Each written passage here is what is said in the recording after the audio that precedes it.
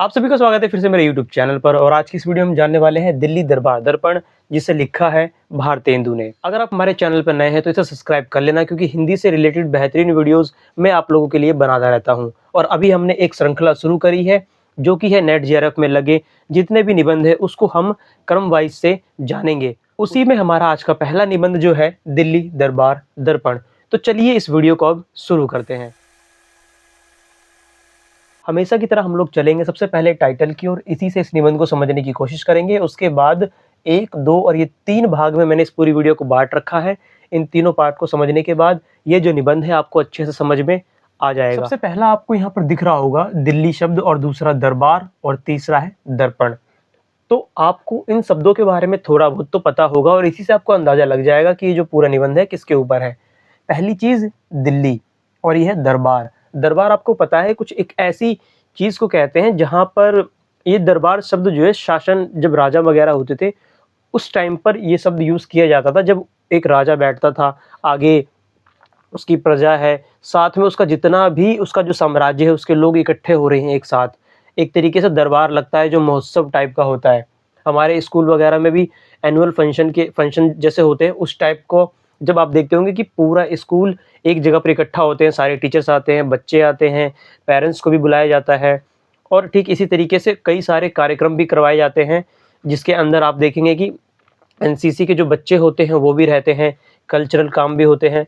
तो आप बिल्कुल उस चीज़ को समझ सकते हैं कि जो छोटे लेवल पर हमारे स्कूल में लगता है फंक्शन जो होता है, तो दिल्ली में इसी तरीके का एक फंक्शन हुआ था जिसे दरबार कहा गया है। ये किस टाइम पर हुआ था? 1857 के आसपास, जब अंग्रेजों का राज था। तो उसी चीज़ को यहाँ पर दिल्ली दरबार बोला गया है। और दर्पण शब्द का मतलब आपको पता है आईना होता है। तो उसमें क्या क्या हुआ था उस फेस्टिवल में, तो उसी को भारतेंदु ने अपने इस निबंध में बताया है, जिसकी शुरुआत तो वो अपने निबंध में करते हैं कि सबसे पहले तो मैं आपको पार्ट 2 बता देता हूँ, उसके बाद पार्ट 1 पे ले जाऊंगा।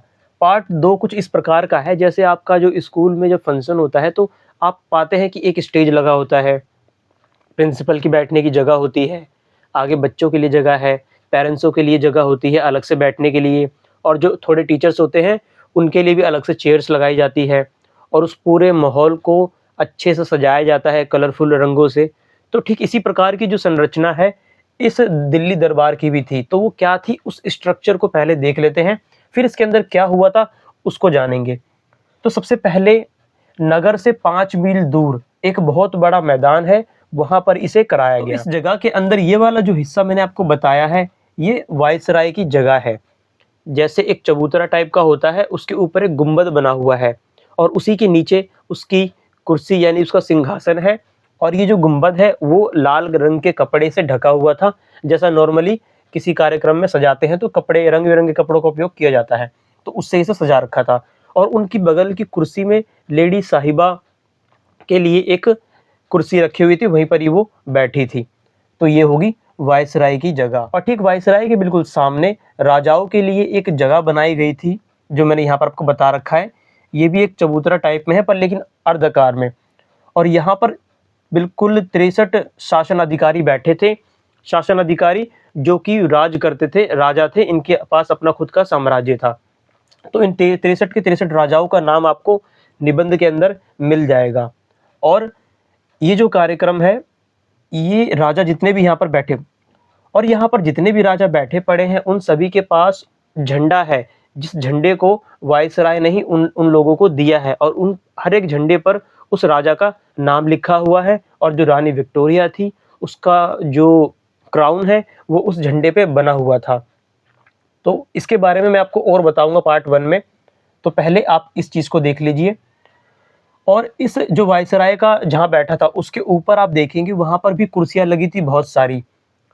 और ये जो कुर्सियाँ थी ये उन शासन अधिकारियों के लिए लगी थी जिनके पास शासन नहीं था, वो शासन नहीं कर सकते थे, पर लेकिन वो कभी राजा थे तो उनको भी इनविटेशन मिला था। उससे ऊपर भी बैठने के लिए और जगह है जो सीढ़ी नुमा है, जहाँ पर लोग बैठ करके देख सकें। तो इनकी जो कुल संख्या थी वो करीब 3000 के आसपास थी। और ठीक इसके दक्षिण में आप देखेंगे तो यहाँ पर सरकारी फौज इन लोगों ने तैनात कर रखी थी, जो करीब 15,000 के आसपास थे, जो कि एक तरीके से सुरक्षा कर रहे थे पूरे के पूरे इस कार्यक्रम की। और यहाँ पर जो मैंने आपको सीढ़ीनुमा बताया था जगह, उसे इन्होंने नीले कपड़े से ढक रखा था। तो इन लोगों ने 2 कलरों का इस्तेमाल किया है, नीला और लाल, इस पूरी चीज़ों को सजाने के लिए। ये हो गया निबंध का पार्ट 2। अब पार्ट 1 की ओर हम आ जाते हैं। पार्ट 1 में क्या होता है कि जो वायसराय था, वो जो राजा यहाँ पर उपस्थित हुए थे, उन सभी को रेशमी झंडा देता है और तमगा। तमगा एक तरीके से पदक होता है, जैसे स्कूल का जो फंक्शन होता है तो वहाँ पर जिन लोगों ने अच्छा परफॉर्मेंस किया होता है पूरे साल भर, उनको क्या है मेडल्स दिए जाते हैं कि आपने बहुत अच्छा किया है, और कुछ गिफ्ट्स दिए जाते हैं। ठीक इसी प्रकार से ये जो राजा थे, इनको भी झंडा दिया जा रहा था, तमगा दिया जा रहा था, जिन लोगों ने बहुत अच्छा किया था। और जिसने जितना अच्छा किया उसको उसी के अनुसार ये जो पदक है सोने और चांदी के दिए जा रहे थे, और इसी के साथ उन लोगों को तोहफे वगैरह भी मिल रहे थे। और ये जो झंडे दिए जा रहे थे, ये प्रतीक रूप में था कि महारानी का जो शासन है यहाँ पर हिंदुस्तान में अब चल रहा है, और उसको याद दिलाने के लिए, उसको यादगार बनाने के लिए उन लोगों को ये झंडे दिए गए हैं कि राजाओं को पता रहे कि भाई जो तुम शासन कर रहे हो वो उस रानी के क्या है अंदर कर रहे हो, तुम स्वतंत्र नहीं हो। तो ये चीज़ याद दिलाने के लिए उन्हें ये झंडे दिए गए थे। परंतु यहीं पर ही कुछ राजा ऐसे थे जो कि इन चीज़ों से स्वतंत्र थे, एक तरीके से राजभक्ति उनकी ज़्यादा थी या अंग्रेजों से उनकी ज़्यादा बनती थी, तो उन लोगों को ज़्यादा छूट मिली और उन लोगों को यहाँ पर ज़्यादा उपहार भी दिए गए। उसमें से एक राजा जिसका नाम इसमें आता है वो किलात खां, जिसे झंडा नहीं दिया गया। झंडा ना देने का मतलब ही यहाँ पर ये था कि वो स्वतंत्र है, वो रानी के आदेशों से अलग, उस पर कुछ खास उस पर दबाव नहीं, अपने हिसाब से शासन कर सकता है। उसको कुल 25,000 के तोहफे दिए गए। खुद वायसराय इनके साथ बहुत ही अच्छे से पेश आ रहे थे। और ये जब कार्यक्रम चल रहा था कि वायसराय सब राजाओं को बुला रहे थे, उनको ये सब झंडे वगैरह देना, पदक, तो इसमें से कुछ राजा तो ऐसे थे जो बहुत खुश थे इन सब चीज़ों से, और कुछ बहुत ज़्यादा खुश नहीं थे। और ठीक इसी प्रकार से अब मैं आपको अगर किसी दूसरे का नाम बताऊं, वो है नवाब साहिब। तो इनकी भी अंग्रेज़ों के साथ अच्छी खासी बनती थी। इनकी अंग्रेजी कुछ खास अच्छी नहीं थी, उसे देख करके लोग काफ़ी ज़्यादा हंसा करते थे, परंतु वायसराय इनको कहते हैं कि हमें आपकी अंग्रेजी से उतनी प्रसन्नता हो चाहे ना हो, परंतु अंग्रेजी शासन के प्रति जो आपका सम्मान है, उसके लिए वायसराय के दिल में इस व्यक्ति के लिए बहुत ज़्यादा सम्मान है। तो ये 2 व्यक्ति आते हैं जिनके इन शासन वायसराय के साथ और अंग्रेजी शासनों के साथ अच्छे संबंध थे।